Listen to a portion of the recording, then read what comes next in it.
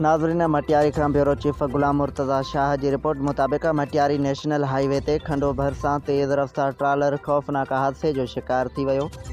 इतला मूजिब trailer driver खां ओचितो गाड़ी बेकाबू थी वई ऐं रोड किनारे बीठल वणनि सां ज़ोर सां टकराइजी वई, जंहिंजे नतीजे में ड्राइवर स्टीयरिंग में फासी पियो ऐं सख़्त ज़ख़्मी थी पियो। हादसे खां पोइ इलाइक़े में ख़ौफ़ ऐं हिरास पखिड़िजी वियो, जॾहिं त रोड ते ट्रैफ़िक पिणु कुझु देरि लाइ मुतासिर रही।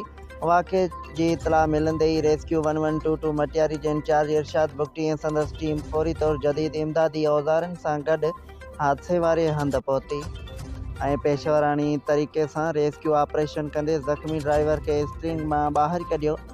रेस्क्यू अमले ज़ख़्मी खे फौरी तौर तिबी इमदाद फ़राहम करण बाद वधीक इलाज लाइ वेझी अस्पताल मुंतक़िल कयो वियो। रेस्क्यू 1122 जे अहलकारनि ॿुधायो त हंगामी हालतुनि में तेज़ ऐं बर वक़्ति कार्रवाई सबबि इंसानी जान बचाइणु मुमकिन बणियो।